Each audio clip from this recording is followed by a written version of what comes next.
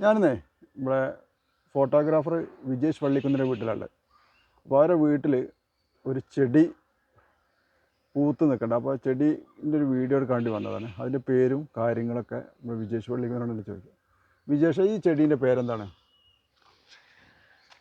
ഇത് കാറ്റ്സ് ക്ലൗ എന്ന് പറഞ്ഞിട്ടുള്ള ഒരു ചെടിയാണ്.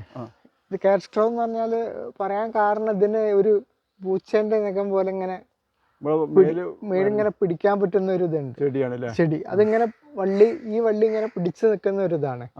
അപ്പം അതുകൊണ്ട് തന്നെയാണ് ഈ കാറ്റ്സ് ക്ലൗ എന്ന്. ഇത് ഇപ്പോൾ 2 വർഷം മുന്നെയാണ് ഞാൻ ഇത് എൻ്റെ ഒരു ഫ്രണ്ടിൻ്റെ വീട്ടിൽ നിന്ന് കൊണ്ടുവന്നിട്ട് കുഴിച്ചിട്ടത്.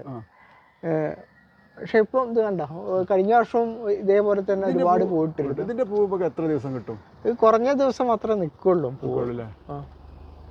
കുറഞ്ഞ ദിവസമാണെങ്കിലും ഭയങ്കര. പക്ഷെ ഇതാണ് ഇല കാണാതെ. ഇതിപ്പം കുറെ മുട്ടുകൾ ഇവിടെ ഇതിലുണ്ട്. ഇനിയിപ്പൊ നാളത്തേക്ക് കൂടുതൽ വിരിയാനുള്ള ചാൻസ് ഉണ്ട്. അപ്പം നാളത്തേക്കായിരിക്കും കൂടുതൽ ഭംഗി. നാളത്തേക്കാണ് കൂടുതൽ ഭംഗി ഉണ്ടാവുക. ഇല കാണാതെ തന്നെ വിരിഞ്ഞിങ്ങനെ. ഇത് എത്ര വർഷമായിട്ട് ഇത് വെച്ചിട്ട്? എത്ര വർഷമായി? ഇത് 2-3 വർഷമായിട്ടുള്ളൂ. 3 വർഷം. തേനീച്ചകളുണ്ടല്ലോ അല്ലേ? തേനീച്ചകളുണ്ട്. തേനീച്ചകൾ ഒരു മൂളക്കാണ് ഇവിടെ കേൾക്കണത്. അതെ അതെ അതെ. ക്യാമറ ശരിക്കും നമുക്ക് കേൾക്കാൻ കഴിയും, അത്രയും ക്ലിയർ ആയിട്ടാണ്. ഇത് നമുക്ക് ആദ്യം കണ്ടപ്പോൾ ഞാൻ വിചാരിച്ചത് ഇത് പ്ലാസ്റ്റിക് പൂവാണെന്നാണ് കരുതിയത്. അപ്പോൾ ഇതിന്റെ അടുത്ത് വന്നപ്പോഴാണ് ഇതിന്റെ ഇലയും. ഇത് പെട്ടെന്ന് നോക്കിയ ഒരു പ്ലാസ്റ്റിക് പൂവിന്റെ ലുക്ക് തന്നെയാണ്. പ്ലാസ്റ്റിക് പോലെ തേനീച്ചകൾ പറഞ്ഞിട്ടില്ല, അങ്ങനെ തേനീച്ചകളാണ് ഉണ്ടല്ലേ? ഫുൾ തേനീച്ചകളാണുള്ളത്. അപ്പോൾ ഇതൊക്കെ കാണുമ്പോൾ നമുക്ക് മനസ്സിനൊരു സന്തോഷമല്ലേ? ഒരു ദിവസമാണെങ്കിലും അല്ലേ? അതെ അതെ അതെ.